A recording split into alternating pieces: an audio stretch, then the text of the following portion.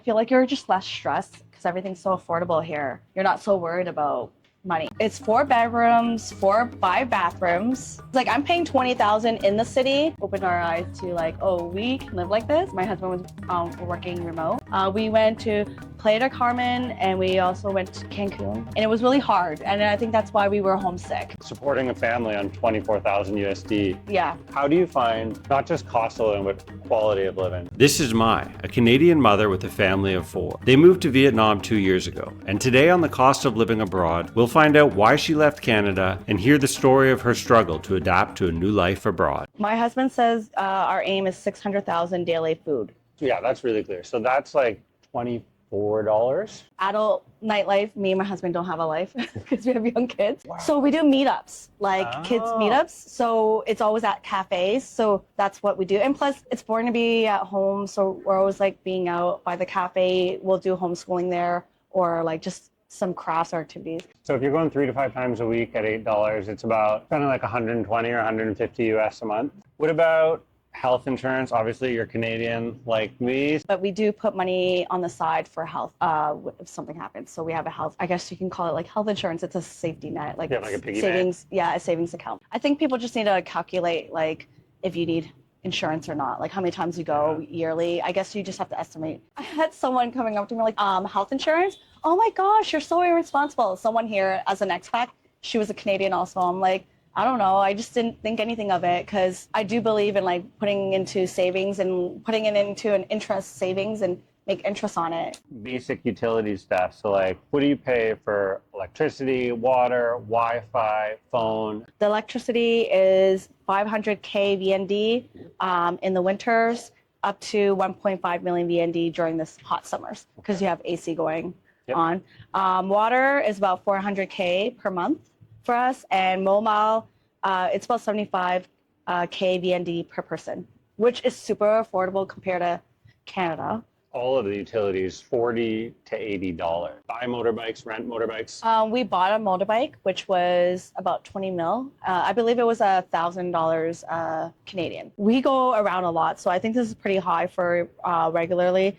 50 to 70,000 K weekly on the motorbike we spend on gas. $2 to $3 a week. So yes. Huge difference from Canada. We used to spend $100 Canadian or 120 now gas weekly, or more than weekly. Going from $5,000 to $6,000 a year to $150 a year. So what about rent? Or do you own a house? No, we rent.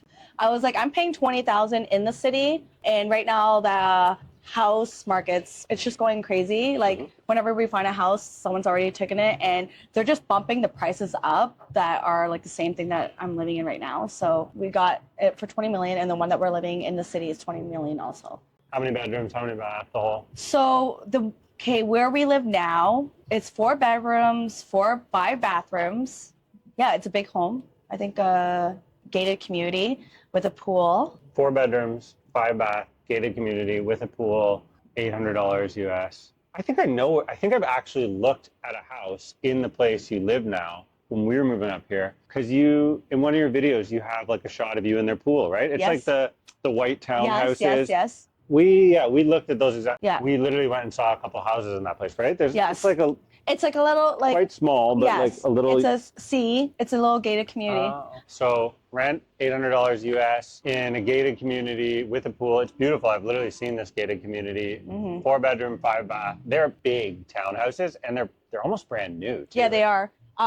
There's a lot of empty ones though there, and some of them are renovating. Yeah, there's so many. There's probably half the street is still getting renovated. Yeah. So we looked at at the houses, the real estate there too, and very newer development, probably 2 or 3 years old at most. Yeah. About 50 or 60% occupancy, but big, beautiful, full family homes. It looked like some people, maybe a couple were like Airbnb-ing or using them as homestays I saw too. that. And they have some businesses in those buildings too. Yeah, like some nail salons and stuff on the first floor. Yeah. It's not that close to the beach, but there's outside the community. Like as soon as you walk outside the gate, there's everything. Street food, markets, the stores. gym. There was a gym right in front of our house. Yeah. So what's the total monthly spend, the budget for a family of 4, Canadians living in Da Nang, Vietnam? Okay, so we average, my husband was saying, I think we average about 50 million VND. So that's almost like 2,000. 2,000 US dollars. I can link it here.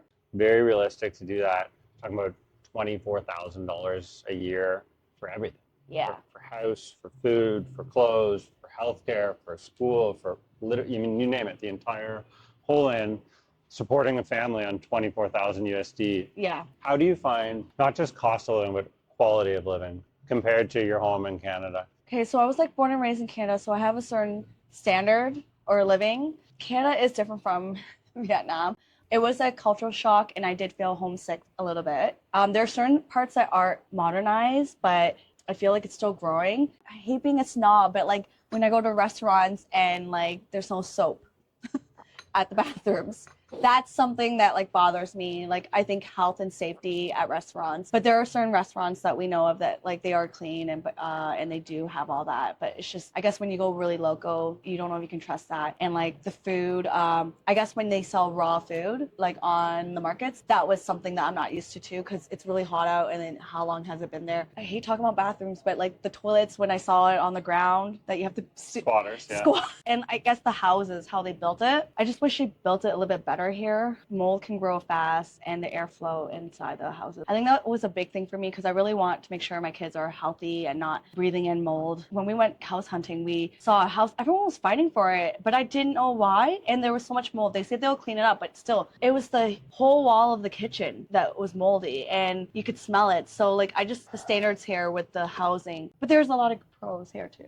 We can live like a slow life here. The people here are really nice. The beach life, the weather, well, I like the weather when it's warm. The rain season, not so much. And the people, I feel like since we got here, we actually met a lot more like-minded people here. So I don't know if it's something that we just were looking for and we found it here. We were like loners for the first year being in Canada. I mean, not Canada, I mean in Vietnam. And it was really hard. And I think that's why we were homesick. So when we actually went to go visit Canada and came back here, I made it a goal that I was going to find a community. So what I did was I went on Facebook and that's how I found it. What is your cost of living situation if you were to live the exact same lifestyle back home in the GTA in Toronto? Okay, for even just the minimum basic, not even living like how, because I get massages here and self-care, I can do that regularly here. So not the same, but this is the bare minimum. I believe when we were in Canada, which was like 2 years ago, it cost us minimum, just essentials, about 5,000 Canadian, $5,000 to $6,000 Canadian. So I think it's fair to say you've like halved your costs of living, right? Like you're living on half the amount of money you were in Canada. Yeah, and we're living a little bit more luxury here. Yeah.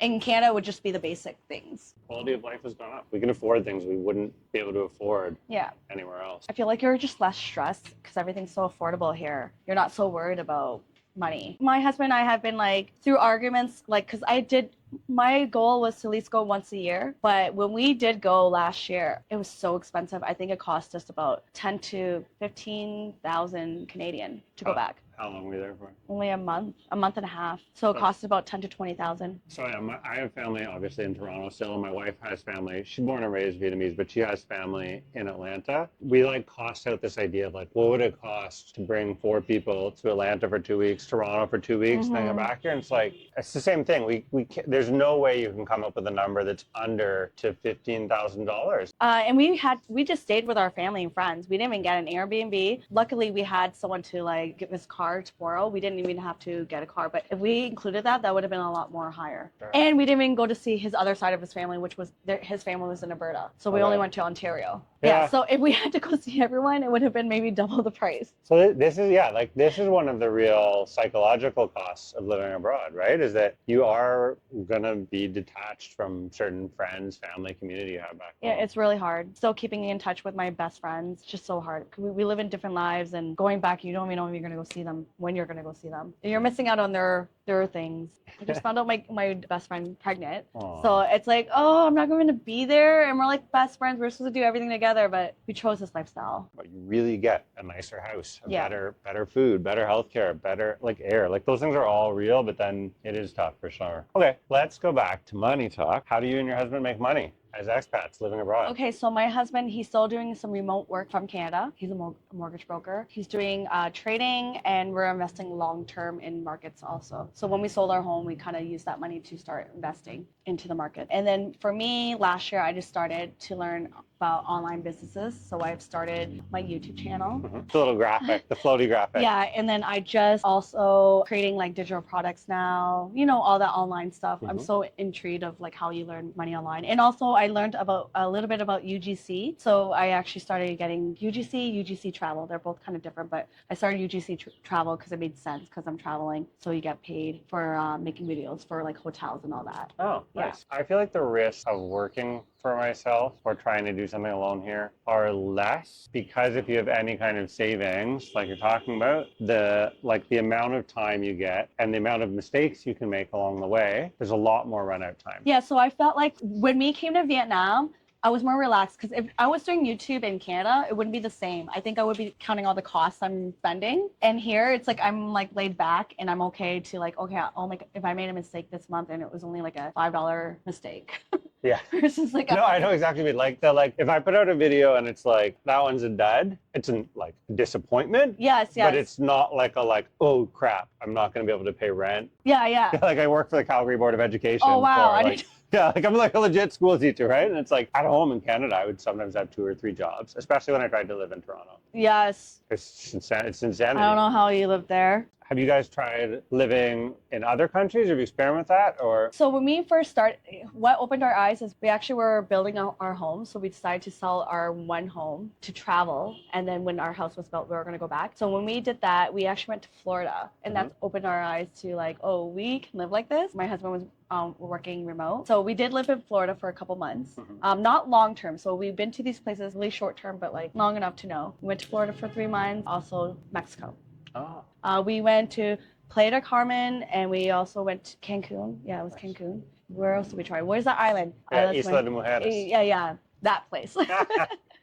Yeah. Were you experimenting sort of with the idea of like how much it would cost to go live somewhere remote, like with the family in the sun? Obviously, both of Mexico, Florida are great, retirement or sort of wintering options. Yes. And what did you find direct cost of living comparison, Mexico versus Florida versus now in Vietnam? Okay, so obviously Florida was the most expensive one. We blew a lot of money there. I think even renting, it was just a small townhome for like $3,000 a month, and we Airbnb that. Everything else was expensive, like food, everything. Mexico was a bit cheaper, and we actually lived in a 2-bedroom for maybe $1,600. So Mexico is about half the cost, Florida, and now Vietnam is half the cost of Mexico. Yes. So we thought Mexico would be a lot cheaper, but people were saying it's going up there because a lot of Americans are going there. More expensive being in Mexico. And the food's more expensive too now. It's like regular prices at American prices. But I guess if you go to like touristy areas, it is more expensive. They're slightly more affordable than Canada, but like it's still like it's 75 or 80% of the cost. Yes,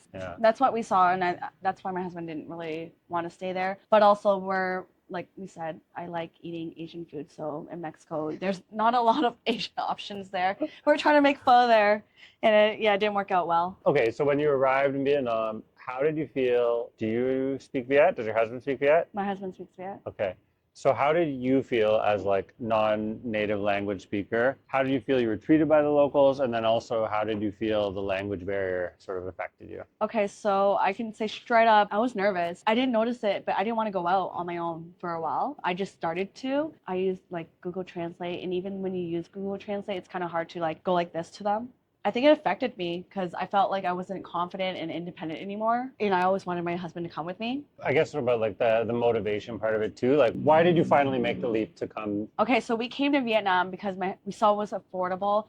This wasn't my first choice of a country. It was actually Japan or Portugal, because I did research that Portugal, there was a lot of people going there. However, I did question Vietnam because I kept seeing it was really affordable. But that wasn't my number one priority. It was more like just raising my kids, making sure they're okay. However, I asked my husband, he said no at first, because all his family members said it's not good to go back home. And I think they only say that because they kind of moved out of Vietnam to go to Canada to have a better life. Anyways, somehow a YouTube video convinced him, and he decided like, let's go try it out.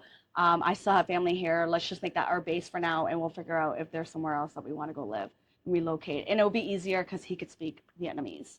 So that's what we did. And since we got here, we just never wanted to leave.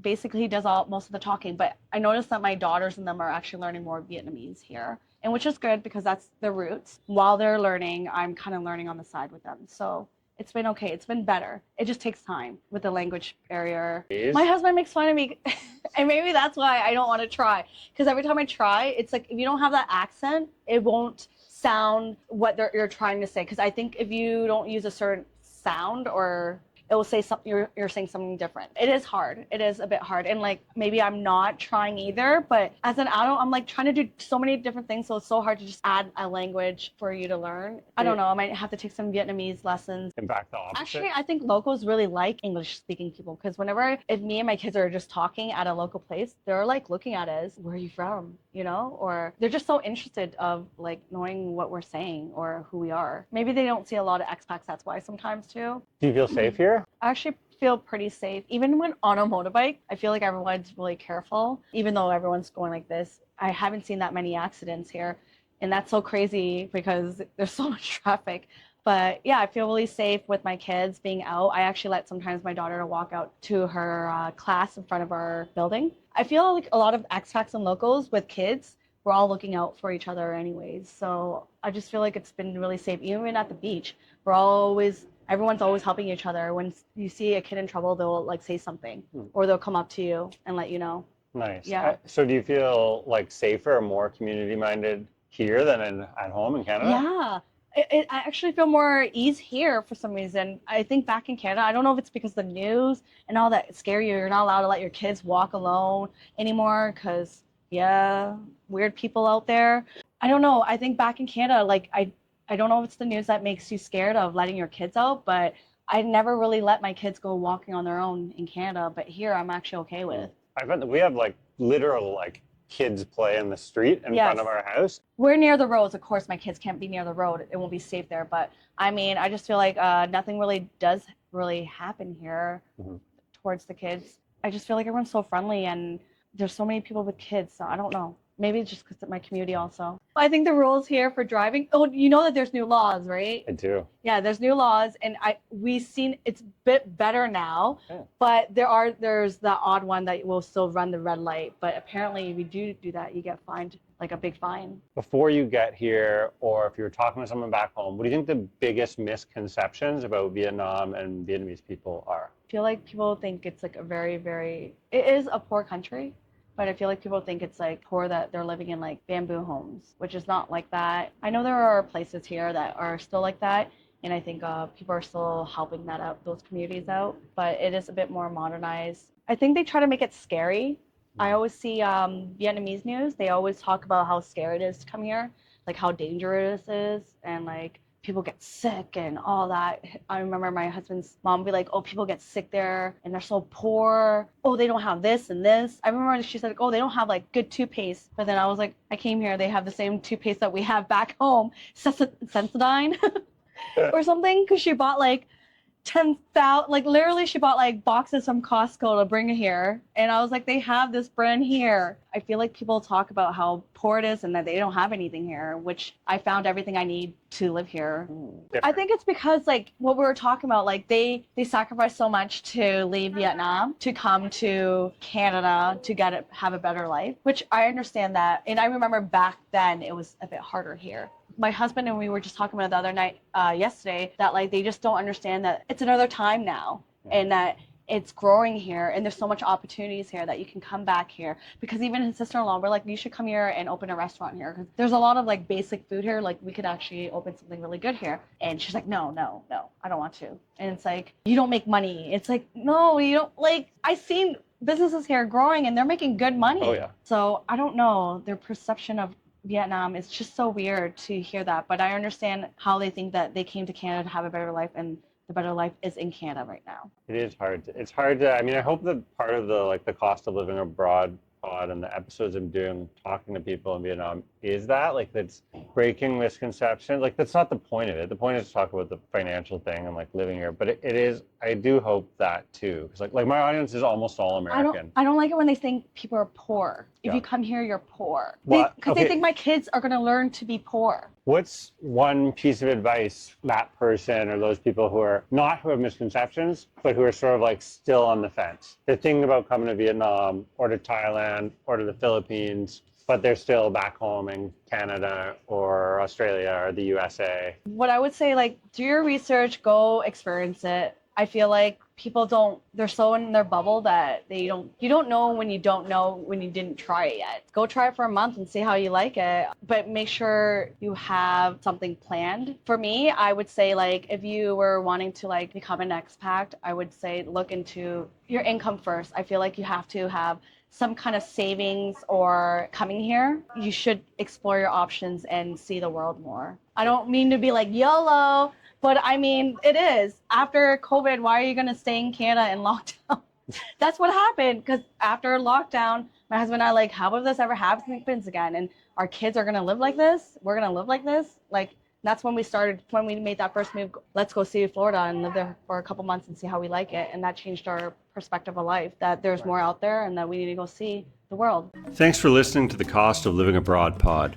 New episodes release every Sunday night on YouTube at Cost of Living Abroad. Check out my Patreon at .com/EvanAEH to get new and exclusive material and to get in touch with me if you have any questions. Take care. Until next week.